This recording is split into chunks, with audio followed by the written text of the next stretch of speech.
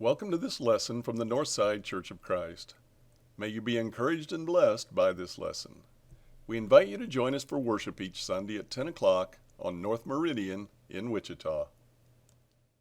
So, what do you talk about on Father's Day? I already mentioned that when you say the word father, there's a huge variety of thoughts that come to people's minds.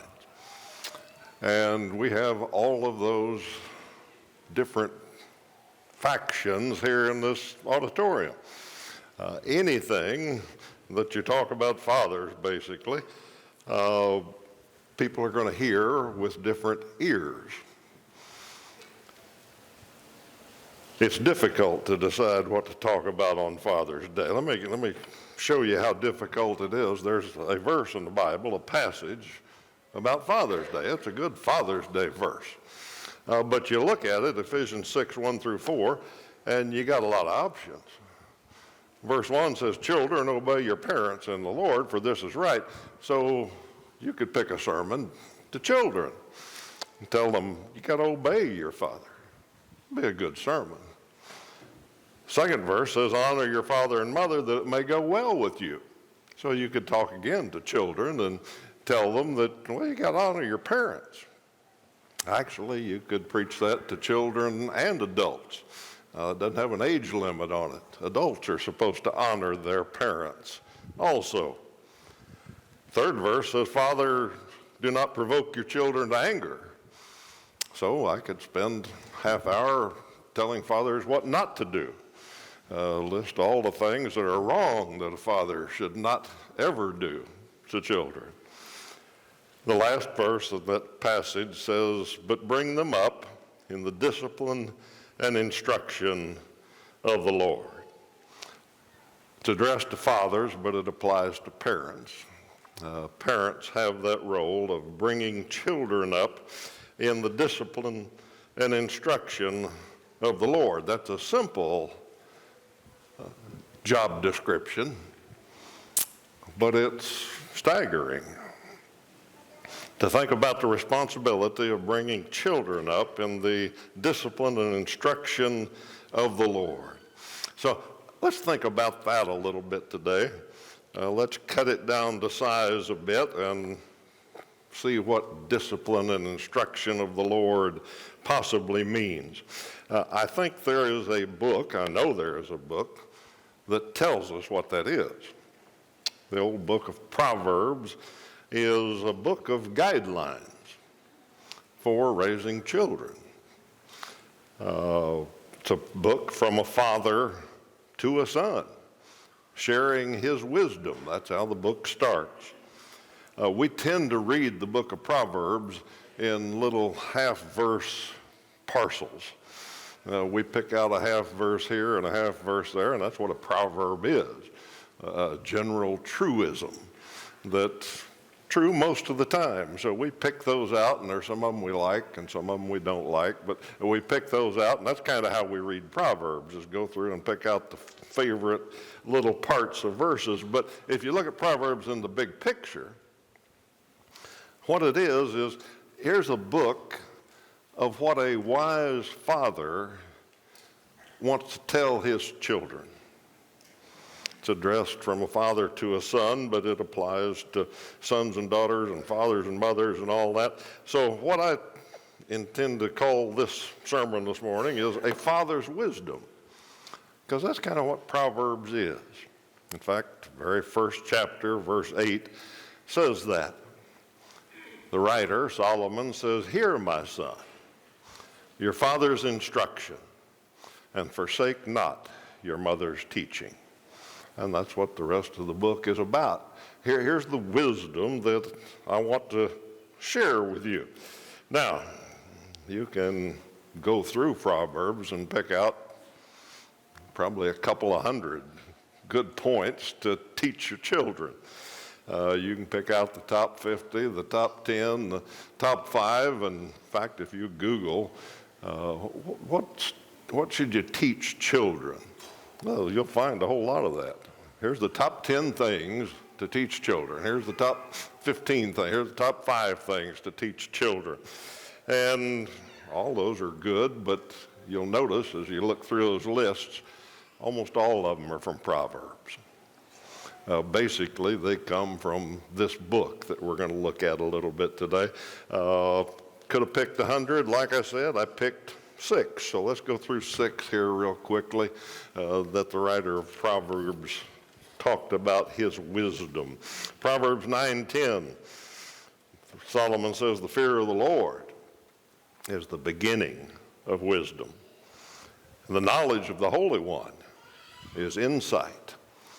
If you want wisdom, you start with fearing the Lord. Solomon says it is wise to fear God. Now, I know there's a problem there because on Know Your Bible, we get many questions that ask that. Why should I fear God? If he's a good God, why should I fear God? And we explain that best we can. Basically, there's 2 words for fear in the Hebrew. English just has 1, but Hebrew has 2, and one of them means terror or dread. And the other one means basically stand in awe. And obviously, when Solomon wrote Proverbs 9:10, he was talking about the stand in awe part. So we try to explain that. No, we don't fear a monster God that's just waiting to destroy us, waiting for us to mess up. We're not in fear that way. But we respect, we revere, we desire to please. We fear, in a sense, displeasing him because of who he is. So that's where Solomon says start with your children. That's the beginning of wisdom. So parents, fathers, you've got to teach them that. Teach the attributes of God. Look for ways to explain them when things happen in this life.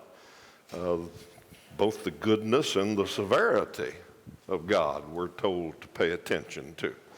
Learn who God is. Do that by telling Bible stories. If you can't tell them, make sure you get them to Sunday school.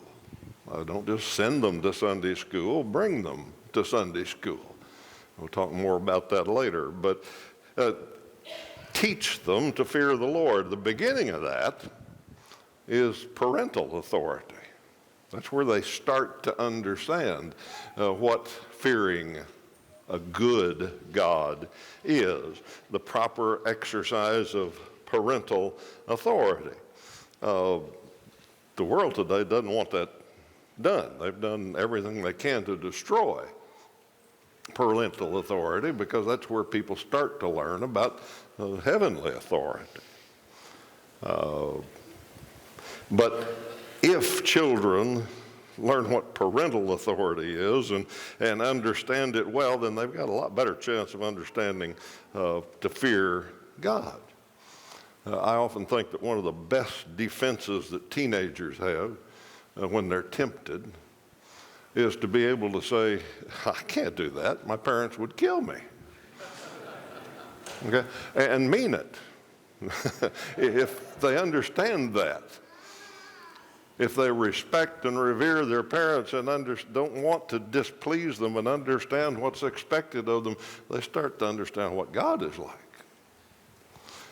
So fathers, parents, there's the first one I picked from Proverbs. It's wise to fear God. Second one, Proverbs chapter 4 and verse 23, Solomon says, above all else, guard your heart, for it's the wellspring of life.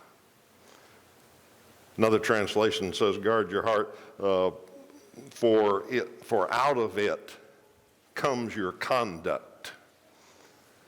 And the Bible uses heart in a lot of different ways, but easiest to think of it as your mind. It's the seat of your thoughts, your emotions, your will. It's everything. That's what you got to guard.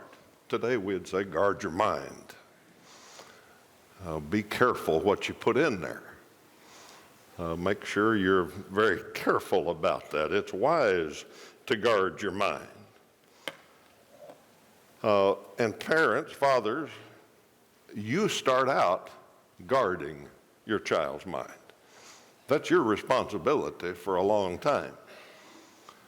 As you do that, you begin to train them in how to guard their own mind, and eventually they take over that responsibility. But at the start, you're in charge of guarding their mind. The world hates that right now. The world is doing everything it can to tell parents that that's not their right to guard their child's mind. Well, it is. That's what you're charged to do. And every parent has a different way of doing that, some more restrictive than others, but just understand that's your responsibility. Guard what goes into their minds. Years and years ago, these children are raised now and have godly children of their own, but Cindy and I were babysitting some children from church here, and a couple of them were downstairs with me. They're fairly young. I don't remember how old, but 7, 8, somewhere in there. And I proposed watching a movie. I said, would you like to watch this? And they looked at each other and said, have Mom and Dad watched that yet? And I thought, what's that got to do with anything? And they said, we can't watch a movie unless Mom and Dad watched it and tell us we can watch it. And the older sibling was upstairs, and they yelled upstairs and asked that sibling, said, have Mom and Dad watched this yet? That sibling said, nope. The 2 younger ones said, nope, we can't watch it. Okay, somebody was guarding their mind. Okay, that's a parent's responsibility. A father's, it's wise to guard your mind. And like I said, it's getting harder and harder. The world system is attacking our children. And then when parents try to guard their children, they attack the parents for guarding the children. That's the world we live in today. So this is a lot harder than it was when I raised my 2 boys. You parents have got a huge task on your hands today, but it's wise to guard your mind. Number 3, Proverbs 13:20, Solomon said, whoever walks with the wise becomes wise, but the companion of fools will suffer harm. Solomon says, here's a thing I would tell my son. It's wise to pick your companions. Select your companions carefully. 1 Corinthians 15:33, of course, is the main guideline. It says, bad company corrupts good character. I've never liked that verse. I don't think that's fair. I don't know why it works that way in this world. You know, you would, why shouldn't good elevate bad? You know, why shouldn't you be able to take a barrel of rotten apples and put a good one in it and it heal all the bad ones? And most of you say, well, that's because that doesn't work that way. No, it doesn't. That's not the way the world is. One rotten apple spoils the barrel. Okay? Not fair, but that's the way it is. And because of that's the way it is, that's why Solomon put this piece of wisdom in there. You need to select your companions. Now, once again, parents start that job.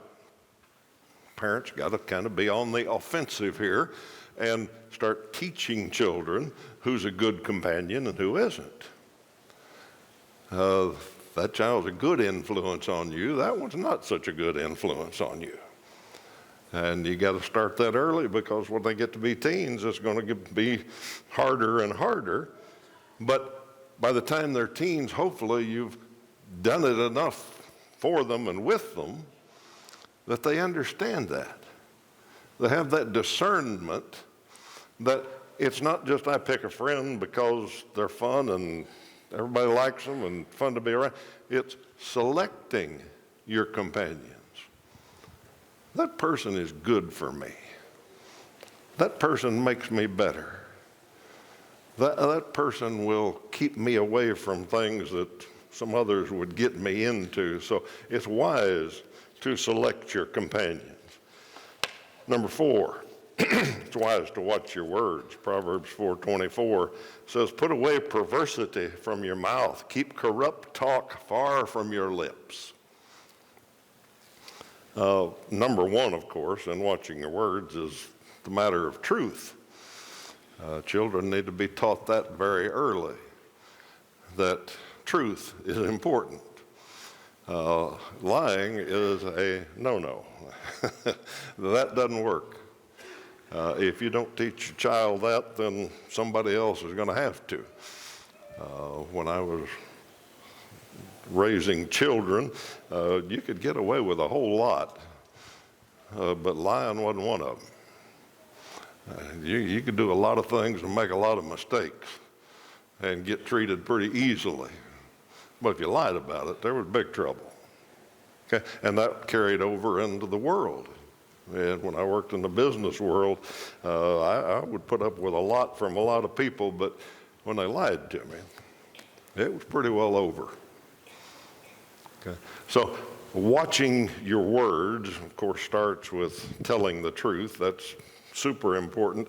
But if you look through the Bible, the New Testament, and see the lists of sins that Paul and others list sometimes, it's amazing how many of them are tied to the mouth. It's amazing how many sins are tied to the tongue.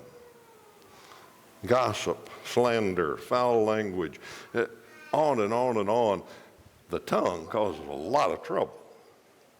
And I think that's one reason that Solomon put this as one of his wisdom points he would teach his son. You got to watch your mouth.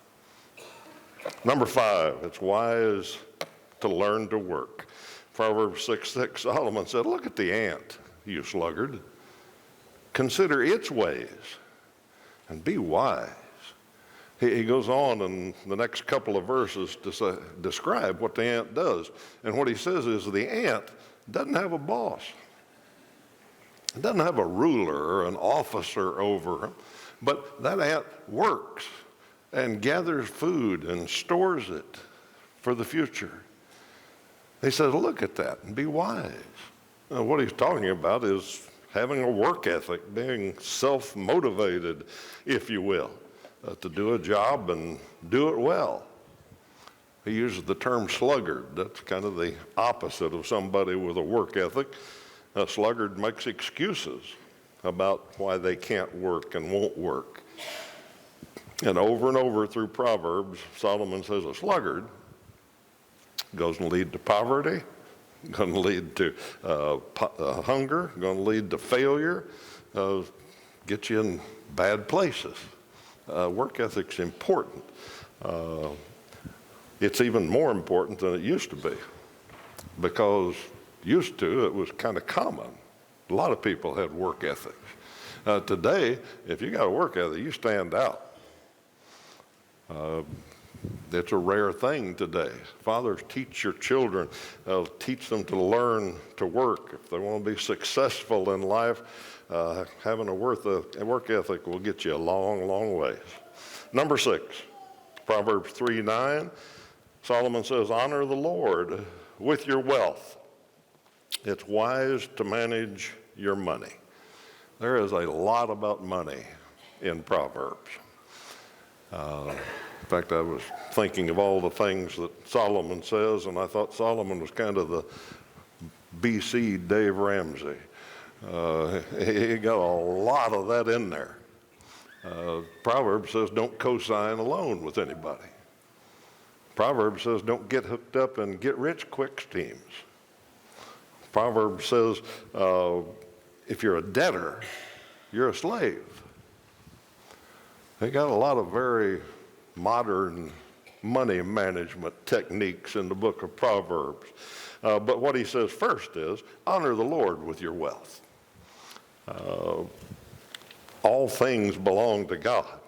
We have everything we have through him, and we tithe first. We honor him with our wealth and with our spending habits and all that. It's wise to manage your money. Children need to learn that. All right, there's 6 things. I called it a checklist. I called it that because I intend for you fathers, for mothers and fathers, to just look at this list and kind of evaluate yourself. How you doing? These aren't necessarily Solomon's top 6. They're pretty good 6. The first one, I think, is top 1, but the others are in there somewhere. But just take these, and you can read Proverbs and find 100 more if you want to. But think about these, and look for ways to teach these 6 things to your children. Now, like I said, those are just some examples of that. It's just half the sermon. Now, not time-wise. Don't get excited. We're way more than half done. But importance-wise, that's just kind of an introduction. Because the important part is, these are important, I'll admit. It would be good to list these 6 things or pick your own top 10 from Proverbs and make a curriculum of them. Make your kids listen to them at every dinner. And say, tonight we're going to talk about this one. Make them commit them to memory. I don't care. That would be a good thing. But it might not work. Because there is a secret that I haven't told you yet. The secret to imparting wisdom is not making a curriculum and talking about it all the time. The secret to imparting wisdom is your example. Okay? Someone said once, every father should remember that one day his son will follow his example instead of his advice. It's not always true, but it's generally true. And it's not just true for fathers and sons, it's true for mothers and daughters as well. Children watch our every move. If you're a new parent and haven't figured that out yet, there's a tip for you.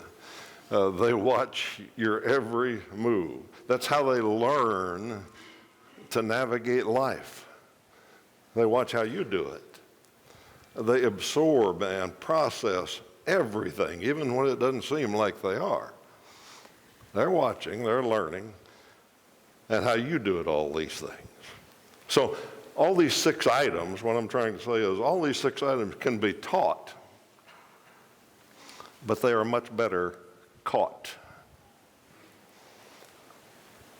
Fathers, look through that list again. Do you fear God? Do your children see that? Do they see you respecting and fearing displeasing God?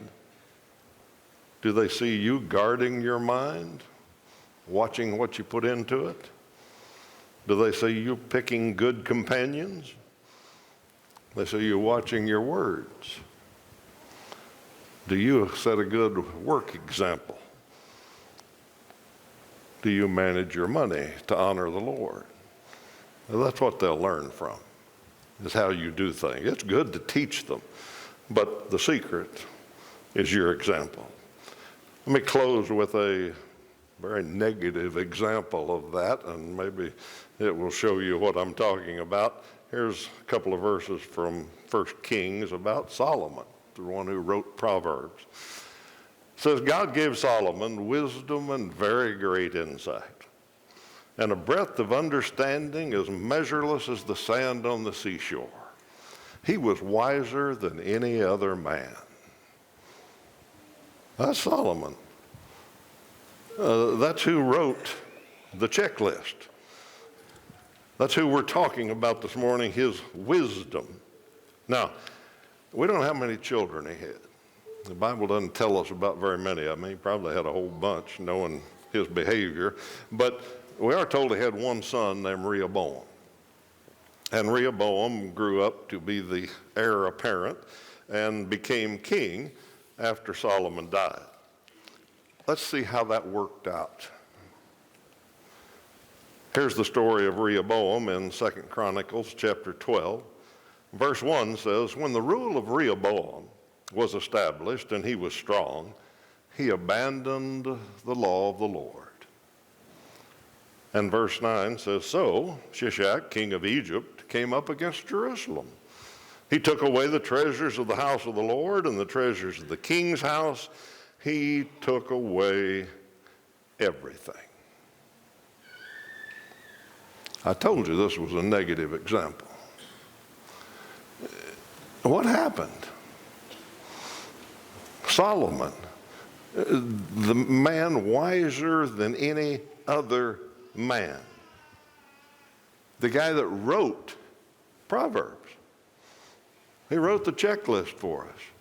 He wrote the book that I just told you fathers go home and find your guidelines for raising children. He wrote it. And I don't know how he raised Rehoboam. He may have read part of Proverbs to him every night. I don't know. He may have made Rehoboam memorize it. But it doesn't matter because Solomon didn't live it.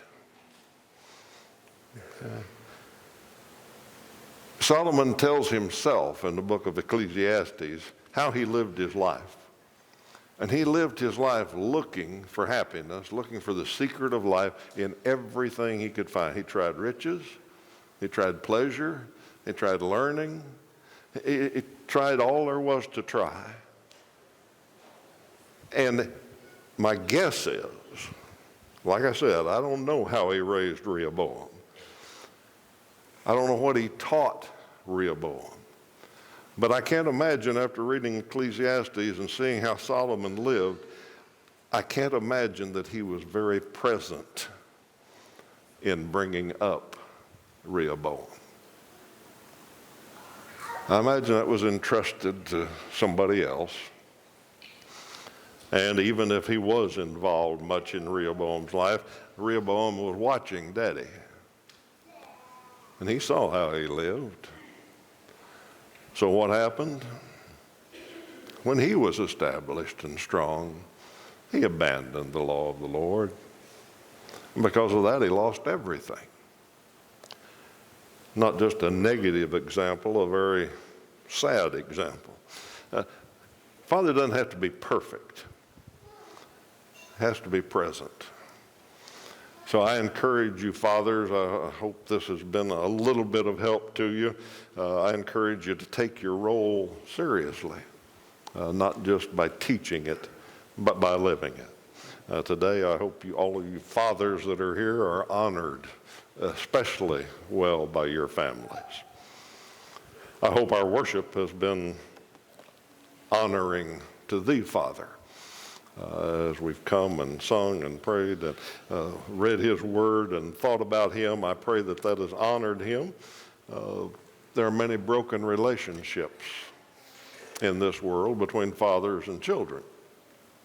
There's broken relationships between our Heavenly Father and us as his children. You may not be in the right relationship with God the Father.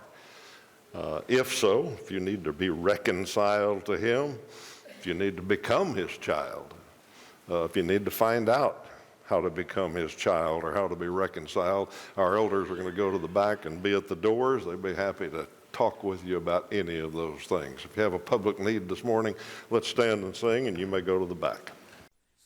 Thank you for joining us for this lesson from the Northside Church of Christ. For more information, please visit our website or give us a call at 316-838-5200.